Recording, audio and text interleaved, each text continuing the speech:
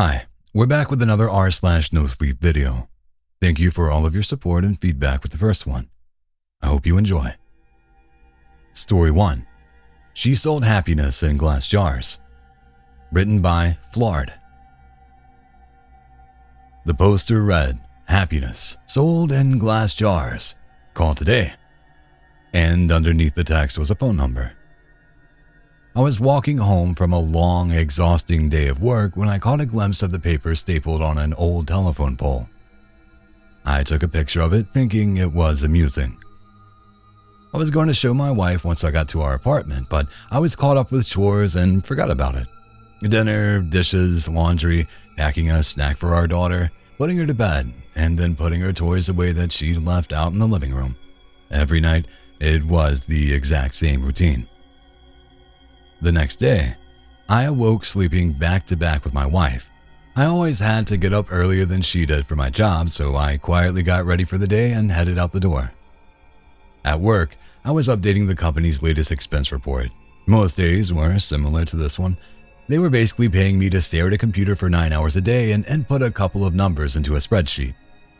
I finished my work very quickly, so I decided to head out of the office early. It also helped that it was Friday, and a lot of people leave early at the end of the week. On my walk back, I was thinking of what my life had become. I did this often. I always dreamed of traveling when I was younger. I wanted to drive across the country or solo backpack across Europe. Then I met Kelsey. Don't get me wrong, I loved Kelsey. I still do. We just don't have that spark anymore. When you meet someone and get in a relationship, whether it's meant to be or not, some of your personal life plans have to be put on hold. And then that relationship turns to marriage. And then you have a baby. Then you have to enroll your daughter in a preschool. Then you have to get a better paying job and work more hours, blah, blah, blah. I'm not trying to throw a pity party for myself. I'm just saying I wasn't exactly content with where my life was. I wouldn't have referred to myself as a happy person. As I took the same route home that I did every day to work and back, I walked by the same poster I had passed the day before.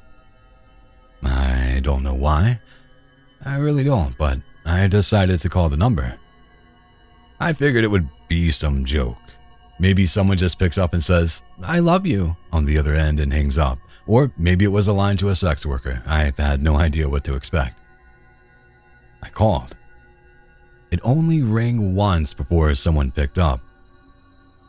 "Hello?" a woman said. Hi. I'm calling about your poster, your ad." "Oh, awesome," she said calmly. "When do you want to pick it up?" "Pick what up?" "The jar," she said, like it was the most obvious thing in the world.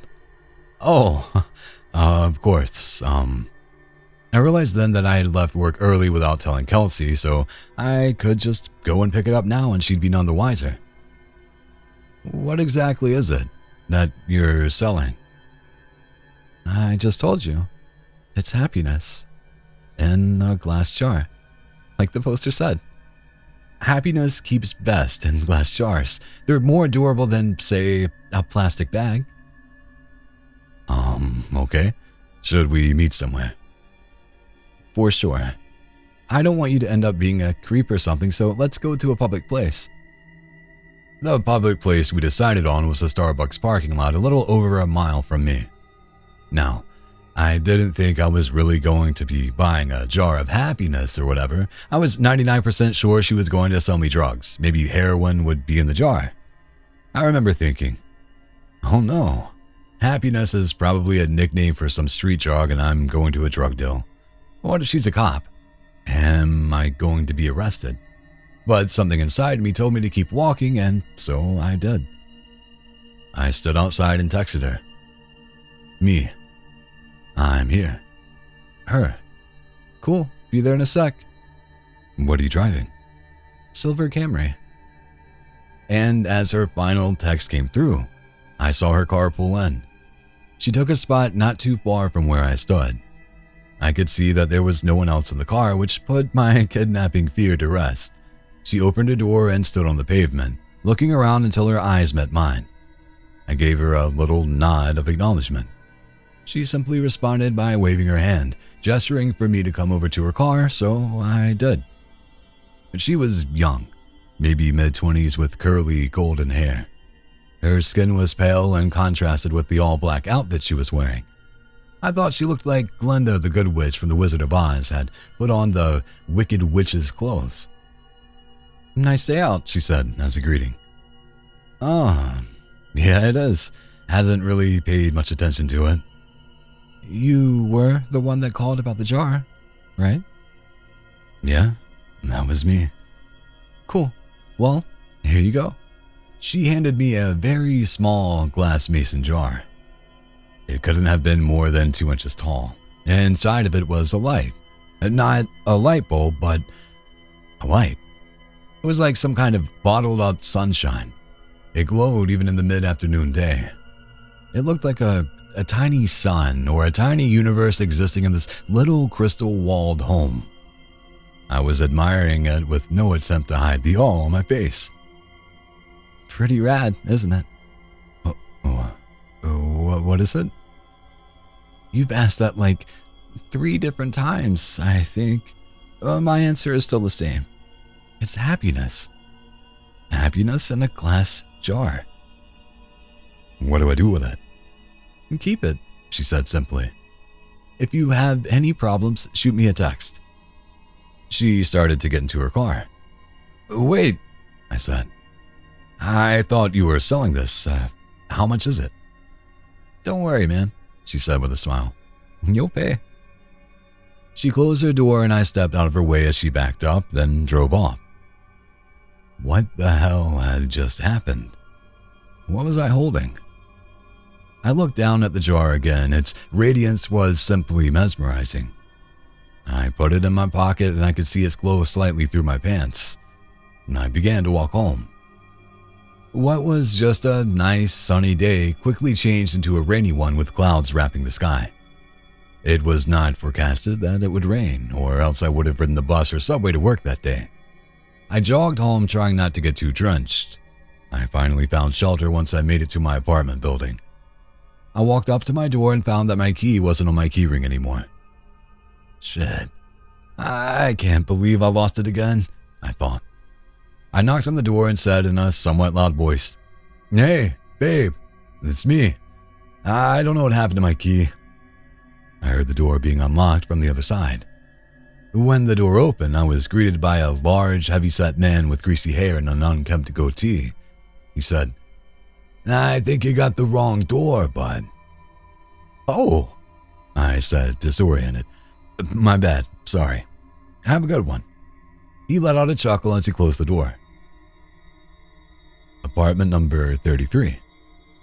I know that was my apartment. I know it was. I'd been in apartment 33 for 5 years now. But that was not my apartment. From what I could see inside, all the furniture was different. It was painted a different color. It was all wrong. I felt like I'd hit my head and was drugged. In that moment, nothing made sense. I pulled out my phone to call Kelsey so she could calm me down and just tell me I got confused for a second. But her contact wasn't in my phone. In fact, nothing was in my phone. I had no messages with her, no previous calls, no pictures. It was like my phone reset itself to its factory settings. Did that girl somehow switch my phone out when I wasn't looking? I would have just dialed Kelsey's number manually, but I couldn't quite remember it. I had known it by heart before, but not anymore. I needed to get back to the office. I had all my contacts backed up on my work computer. Since it was still raining, I hopped on the bus, which had a stop right in front of the apartment complex. I rode downtown towards my office, the whole time staring at my wet shoes, wondering what the hell was going on. We have a keycard access to our building, so only authorized personnel can get inside. I always keep my access card in my wallet, always. But, surprise, surprise, it wasn't there. I buzzed into the speaker we had for guests with appointments or employees as a backup in case anyone lost or forgot their card. Bzzz. "Hey, this is Tim. I must have lost my card. My employee number is..." I stopped as I drew a blank. The voice came through the speaker. Tim, you got cut out. What's your employee number? I can't remember. That's fine. Just tell me your full name and department. Finance. I am in finance. My full name is Tim Brooks. One sec. About 30 seconds later, the man spoke to me again. We don't have a Tim Brooks working in this building. Did you have an appointment with someone? I backed up in surprise, almost tripping on my own feet. I had just been in that office an hour or two ago. What was happening to me? I felt like I was getting Alzheimer's, but going through every stage in one day. I stared at my hands, unsure if I was in the right body. I felt like the world around me was disintegrating. I wasn't in control.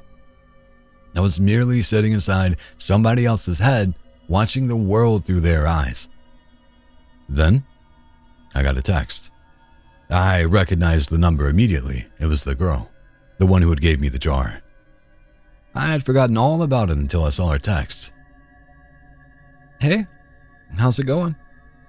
I looked at my phone, dumbfounded. It made me angry she was so nonchalant about this. She knew what was going on. She had done this somehow. Me. What the hell did you do to me? Her. The worst is yet to come. I was astronomically close to just chucking my phone as far as I could in frustration. Took the jar out of my pocket. It looked unchanged, still glowing just as bright. What the fuck did you do? I yelled at the jar, realizing I probably looked like a lunatic. As I stared at its glistening glass, I realized something. I didn't know what my wife's face looked like anymore. I knew her name. Well, I knew it started with a K or maybe a C. I couldn't picture her in my mind. I knew I had a wife. I knew I did. Yes, because I had a daughter. I had a wife and a daughter. I just couldn't remember their faces then. Or their names. Or their birthdays, or any memories I had with them. I know they existed. They exist. I had just seen them that morning, right? I couldn't remember how she looked or what she smelled like. What was our first date? We had a wedding, right? What about our first kiss? Or my daughter? Or was it my son? Maybe I didn't even have a kid, but my wife or girlfriend, she was real. I knew she was. The thought was tearing me apart. I couldn't see her in my head. I couldn't recall a single fact about her. I was standing outside of the same building, but I was unsure why I was. Did I work there? I must work somewhere. The rain was accompanied by a chilly wind now. It was whipping at my face, making my nose and cheeks sting. I wanted to go home. I wanted to be with her. I wanted to be warm. I wanted to go into a shitty office job that kept a roof over my head. I wanted it all. I was soaking wet. I was miserable. I couldn't remember my parents or my childhood. Did I even have any friends? Why was I in the rain? I looked down at my hand. I was still clutching the jar. The only memory of my entire life I could concretely remember was that girl giving it to me, telling me it was happiness. It did not bring me happiness. It brought pain. It brought suffering.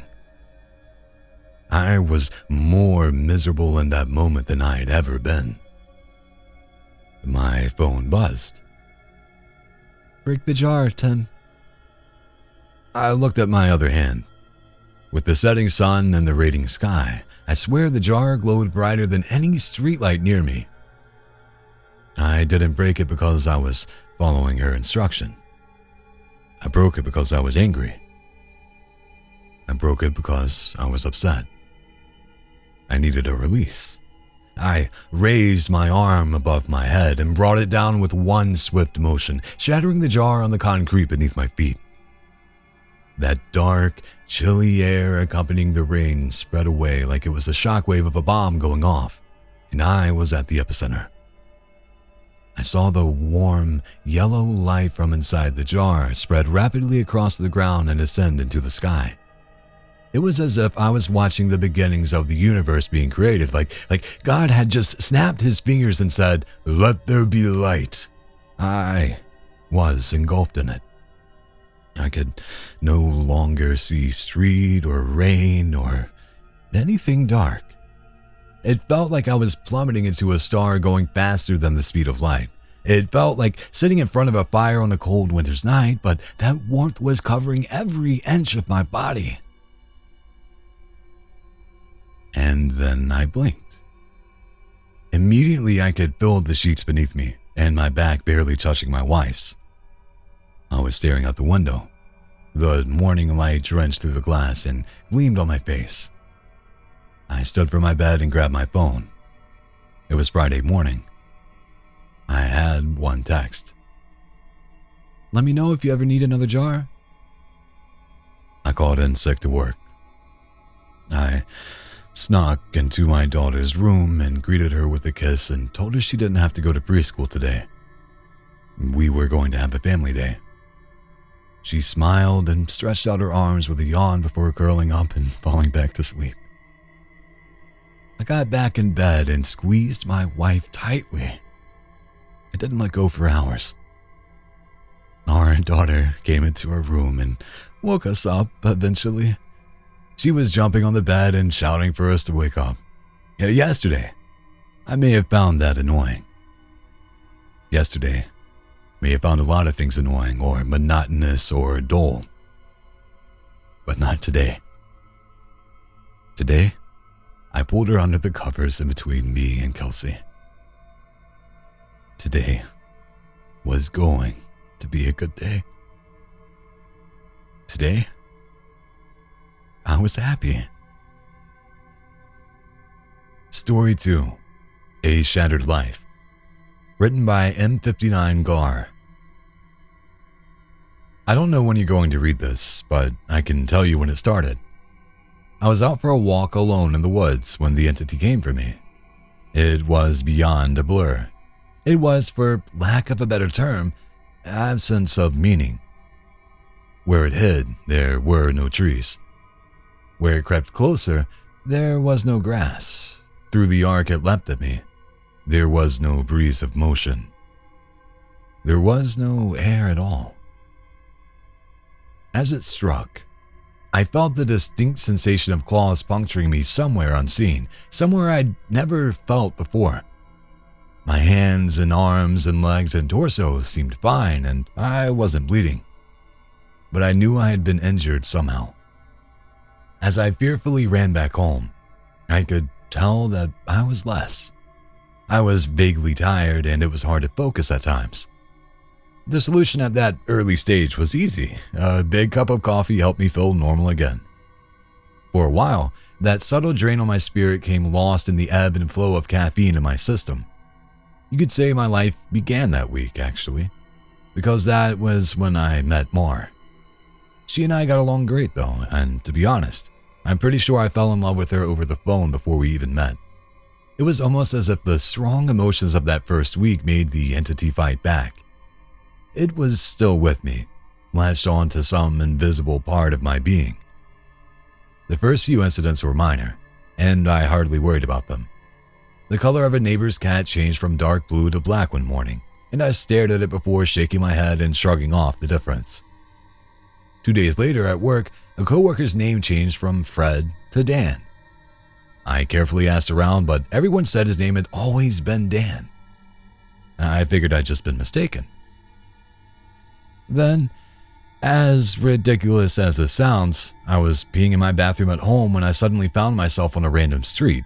I was still in my pajamas, pants down, and urinating, but now in full view of a dozen people at a bus stop. Horrified, I pulled up my clothes and ran before someone called the cops. I did manage to get home, but the experience forced me to admit that I was still in danger. The entity was doing something to me and I didn't understand how to fight back. Mara showed up that evening, but she had her own key. "Hey," I asked her with confusion. "How'd you get a key?" She just laughed. "You're cute. Are you sure you're okay with this?" She opened the door and entered a room full of boxes. "I know living together is a big step, especially when we've only been dating 3 months. Living together? I'd literally just met her the week before. Thing was, my mother had always called me a smart cookie for a reason. I knew when to shut my yap. Instead of causing a scene, I told her everything was fine. And then I went straight to my room and began investigating. My things were just as I had left them, with no sign of a 3-month gap in habitation. But I did find something out of the ordinary. The date. I shivered angrily as I processed the truth. The entity had eaten 3 months of my life. What the hell was I facing? What kind of creature could consume pieces of one's soul like that? I'd missed the most exciting part of a new relationship, and I would never understand any shared stories or end jokes from that period. Something absurdly precious had been taken from me, and I was furious. That fury helped suppress the entity. I never imbibed alcohol. I drank coffee religiously. I checked the date every time I woke up. For 3 years, I managed to live each day while observing nothing more than minor alterations. A social fact here and there. Someone's job, how many kids they had, that sort of thing. The layout of nearby streets. The time my favorite television show aired. That kind of thing. Always those changes reminded me that the creature still had its claws sunk into my spirit. Not once in 3 years did I ever let myself zone out. One day, I grew careless. I let myself get really into the season finale of my favorite show. It was gripping, a fantastic story. Right at the height of the action, a young boy came up to my lounger and shook my arm. Surprised, I asked, "Who are you? How did you get in here?" He laughed and smiled brightly. "Silly daddy." My heart sank in my chest. I knew immediately what had happened. After a few masked questions, I discovered that he was 2 years old and that he was my son. The agony and heartache filling my chest was nearly unbearable. Not only had I missed the birth of my son, I would never see or know the first years of his life.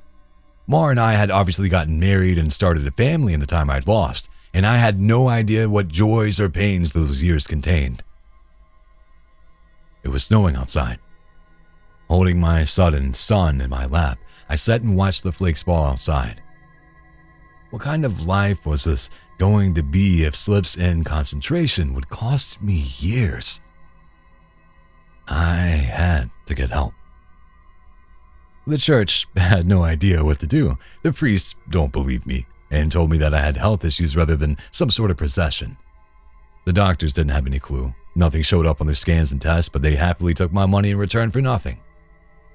By the time I ran out of options, I decided to tell Mar. There was no way to know what this all looked like from her side. What was I like when I wasn't there?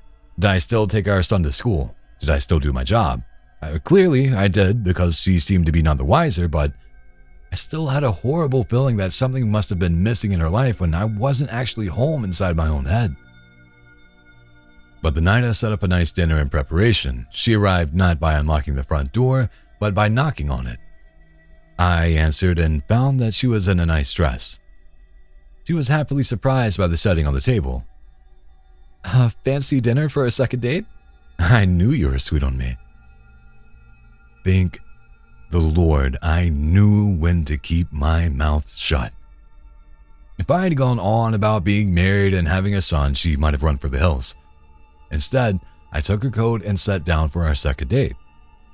Through carefully crafted questions, I managed to deduce the truth. This really was our second date. She saw relief and happiness in me, but interpreted that as dating jitters.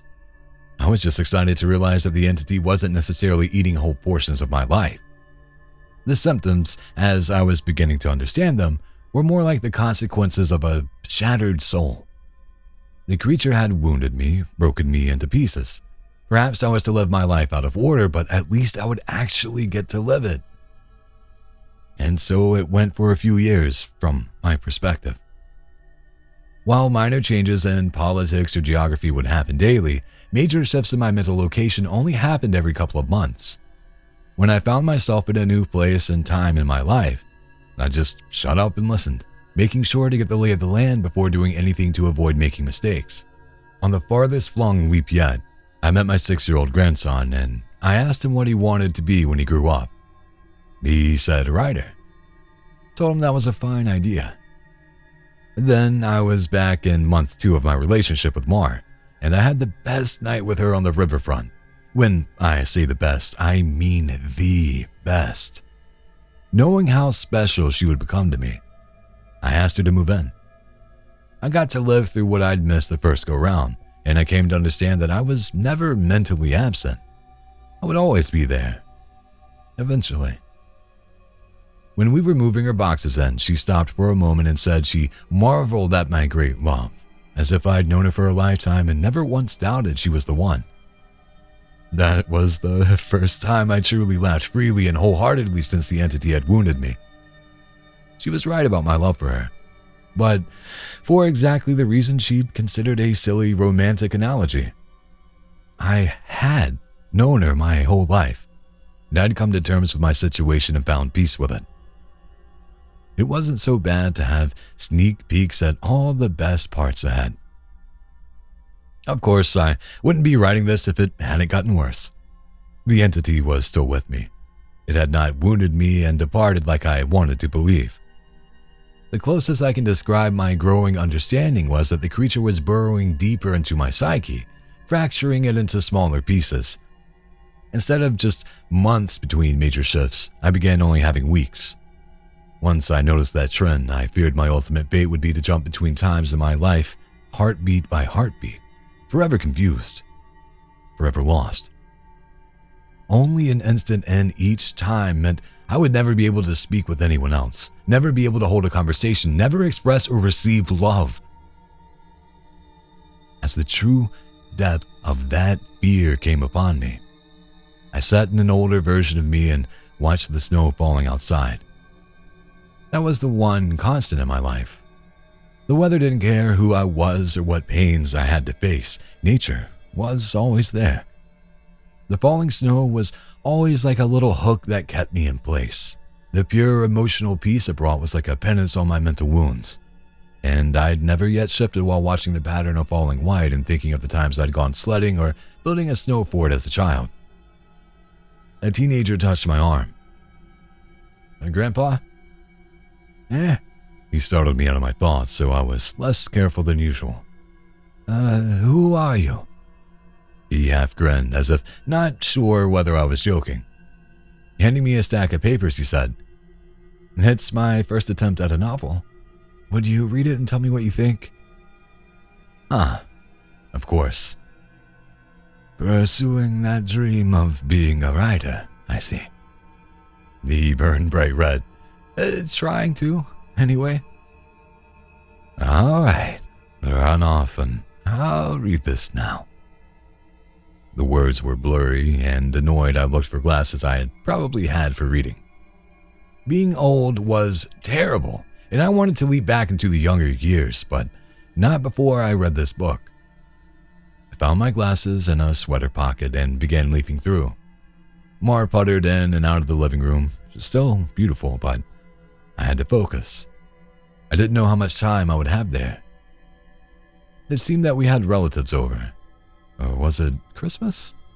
A pair of adults and a couple of kids I didn't recognize tromped through the hallway, and I saw my son, now adult, walk by with his wife on the way out of the door.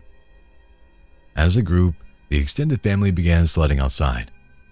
Finally, I finished reading the story and I called out for my grandson. He had rushed down the stairs into the living room. How was it? Well, it's terrible, I told him truthfully. But it's terrible for all the right reasons. You're still a young man, so your characters behave like young people. but the structure of the story itself is very solid. I paused. I didn't expect it to turn out to be a horror story. He nodded. It's a reflection of the times. Expectations for the future are dismal, not hopeful like they used to be. You're far too young to be aware like that, I told him. An idea occurred to me.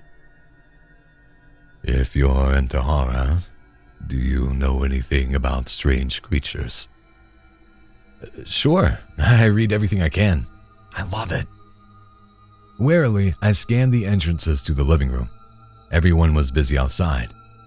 For the first time, I opened up to someone in my life about what I was experiencing. Then, hushed tones, I told him about my fragmented consciousness. For a teenager, he took it well. You're serious?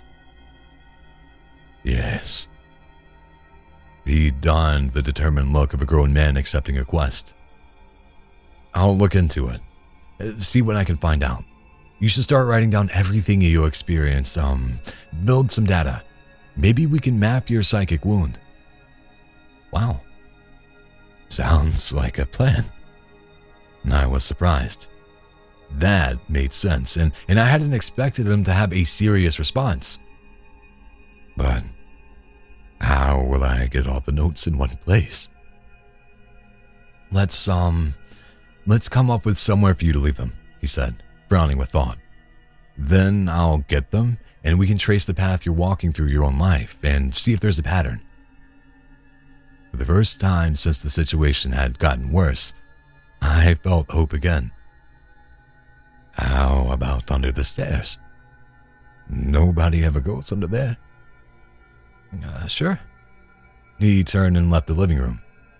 I peered after him. I heard him banging around near the stairs.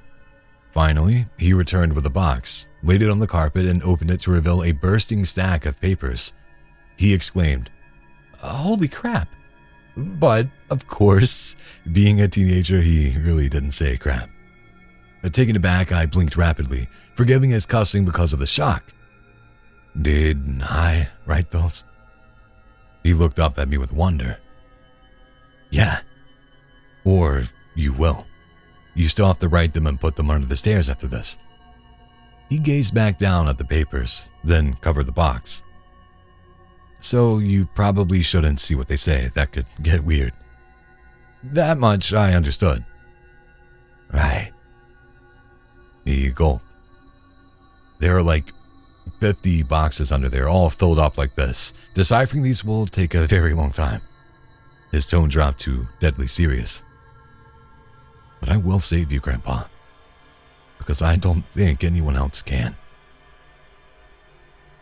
Tears flowed down my cheeks then, and I couldn't help but sob once or twice. I hadn't realized how lonely I had become in my shifting prison of awareness until finally I had someone who understood. Thank you. Thank you so much. And then I was young again, and at work on a random Tuesday. Once the sadness and relief had faded, anger and determination replaced them. After I finished my work, I grabbed some paper and began writing. While the weeks shifted around me, while those weeks became days and then hours, I wrote every single spare moment about when and where I thought I was. I put them under the stairs out of order. My first box was actually the 13th, and my last box was the first.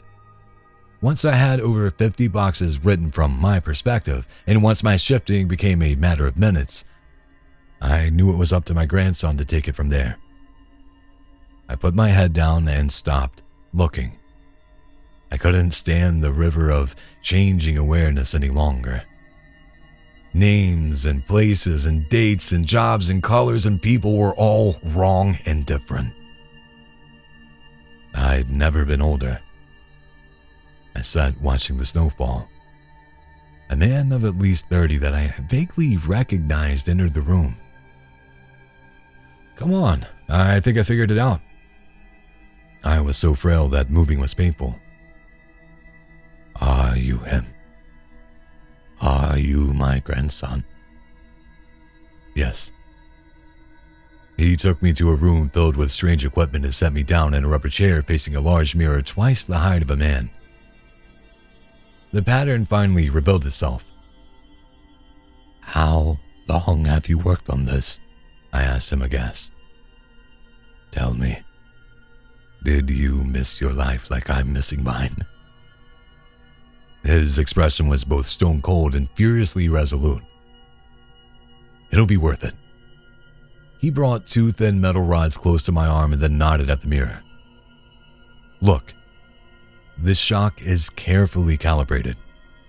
The electric zap from his device was startling but not painful.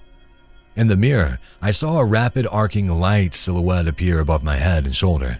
The electricity moved through the creature like a wave, briefly revealing the terrible nature of what was happening to me.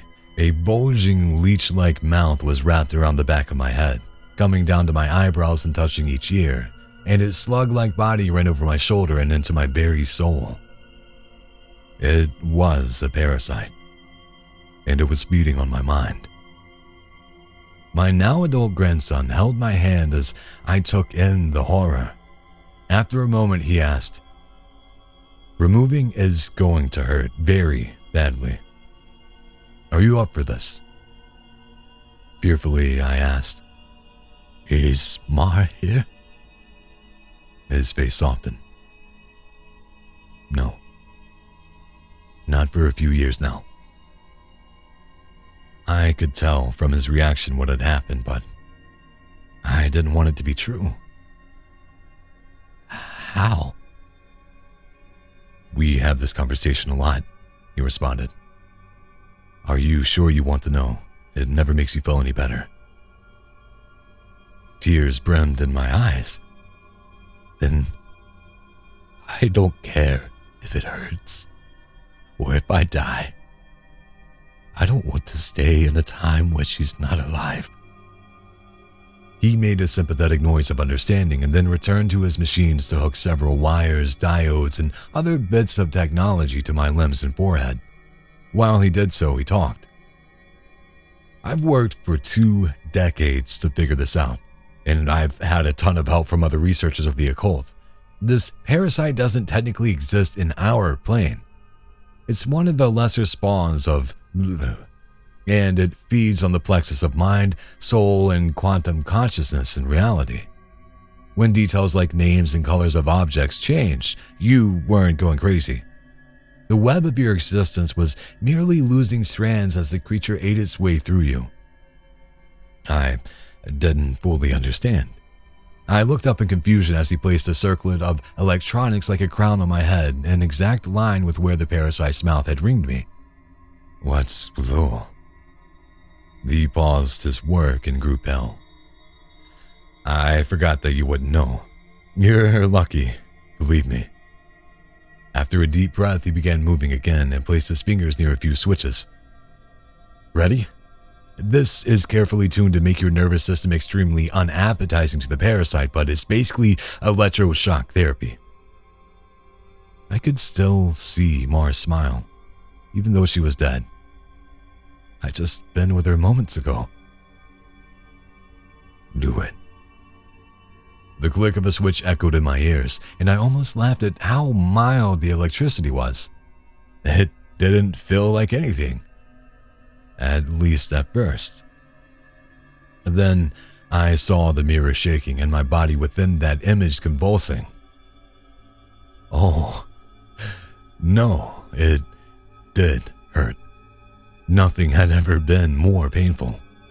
It was just so excruciating that my mind hadn't been able to immediately process it. As my vision shook and fire burned in every nerve in my body, I could see the reflected trembling light silhouette of the parasite on my head as it writhed in agony equal to mine. It had claws, 6 clawed lizard-like limbs under its leech-like body, and it cut into me in an attempt to stay latched on. The electricity made my memories flare. Marge's smile was foremost, lit brightly in front of a warm fire as the snow fell past the window behind her. The edges of that memory began lighting up, and I realized that my life was one continuous stretch of experience. It was only the awareness of it that had been fragmented by that feasting evil on my back. I'd never managed to be there for the birth of my son. I'd jumped around it a dozen times, but never actually lived it. For the first time, I got to hold Mars' hand and be there for her. No, that moment had shifted seamlessly into holding her hand as she lay in the hospital bed for a very different reason. Not this. God, why? It was so merciless to make me remember this. I broke down in tears as nurses rushed into the room. I didn't want to know. I didn't want to experience it. I'd seen all the good parts, but I hadn't wanted the worst part. The inevitable end that all would one day face. It wasn't worth it. It was tainted. All that joy was given back 10,000-fold as pain. The fire in my body and in my brain surged to sheer white torture, and I screamed. My scream faded into a surprised shout as the machines and electricity and chair faded away. Snow was no longer falling around my life. I was out in the woods on a bright summer day. Oh God. I turned to see the creature approaching me. It was the same absence of meaning, the same blank on reality. It crept forward just like before, but this time, it hissed and turned away. I stood, astounded at being young again and freed from this parasite. My grandson had actually done it. He made me an unappetizing meal, so the predator of mind and soul had moved on in search of a different snack. I returned home in a daze. And while I was sitting there processing all that had happened, the phone rang. I looked at it in awe and sadness. I knew who it was. It was Marjorie, calling me for the first time for some trivial reason she'd admit 30 years later was made up just to talk to me. But all I could do was see her lying in that hospital bed, dying. It was going to end in unspeakable pain and loneliness. I would become an old man, left to sit by myself in an empty house, his soulmate long gone before him. At the end of it all, the only thing I would have left, sitting and watching the falling snow. But now, thanks to my grandson, I would also have my memories. It would be a wild ride no matter how it ended. On a sudden impulse, I picked up the phone. With a smile, I asked, "Hey, who is this?" Even though I already knew. Author's note. Together, my grandfather and I did set out to write the tale of his life. Unfortunately, his Alzheimer's disease progressed rapidly, and we were never able to finish. He's still alive, but I imagine that mentally, he is in a better place than the nursing home. I like to think he's back in his younger days, living life and being happy, because the reality is much colder. It's snowing outside today. He loves the snow. When I visited him, he didn't recognize me, but he did smile as he sat looking out the window. Story number 3.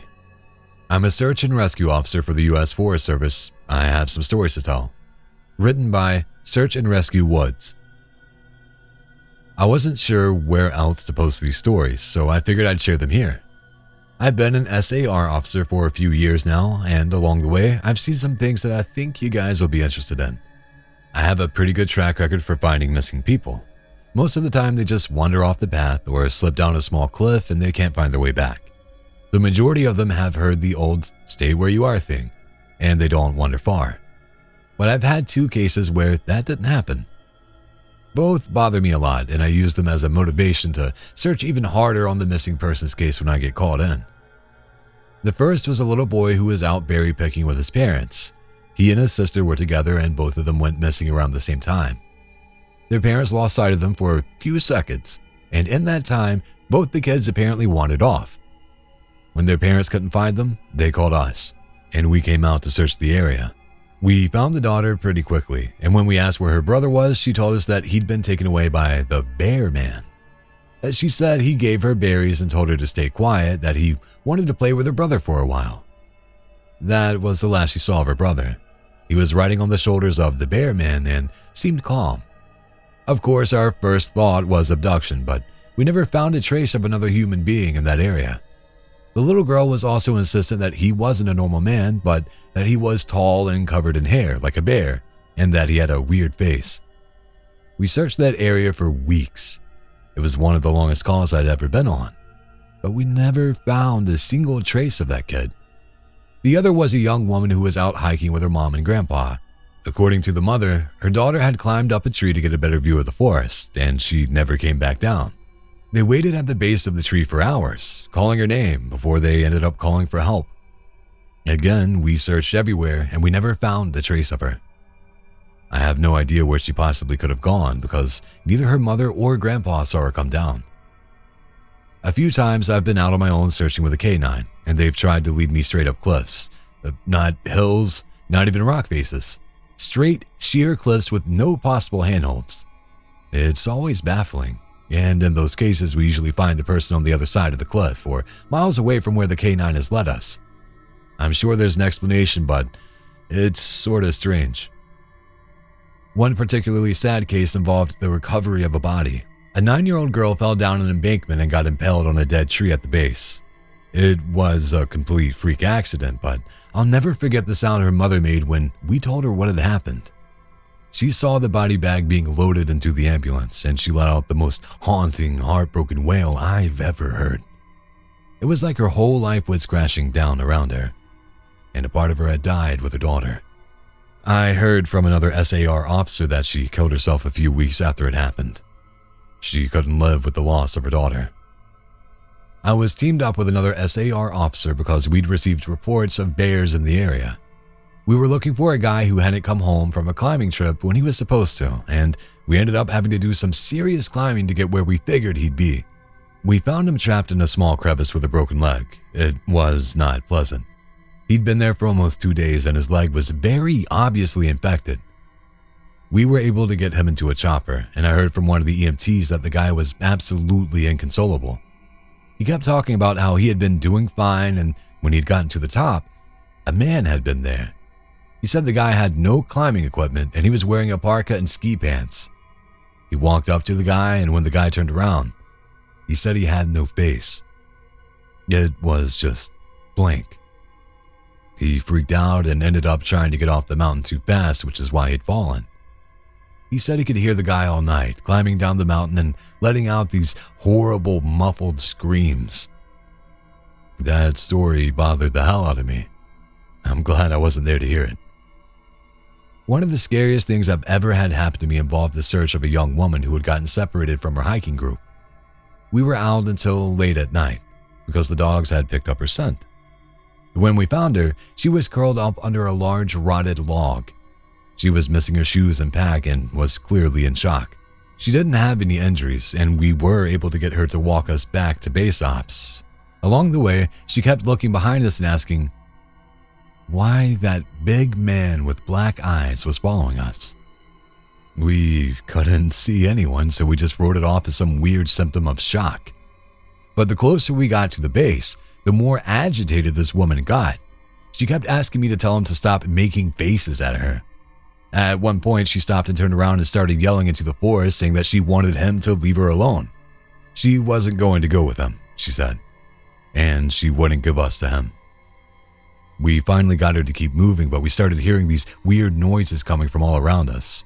It was almost like coughing, but more rhythmic and deeper. It was almost insect-like. I don't really know how else to describe it. When we were within sight of the base ops, the woman turns to me and her eyes are about as wide as I can imagine a human could open them. She touches my shoulder and says, "He says to tell you to speed up. He doesn't like looking at the scar on your neck." I have a very small scar on the base of my neck, but it's mostly hidden under my collar. I have no idea how this woman saw it. Right after she says it, I hear that weird coughing sound right in my ear, and I just about jumped out of my skin. I hustled her to ops, trying to not show how freaked out I was, but I have to say, I was really happy when we left that area that night. This is the last one I'll tell. It's probably the weirdest story I have. Now, I don't know if this is true in every SAR unit, but in mine, it's sort of an unspoken regular thing we run into. You can try asking about it with other SAR officers, but even if they know what you're talking about, they probably won't say anything about it. We've been told not to talk about it by our superiors, and at this point, we've all gotten so used to it that it doesn't seem weird anymore.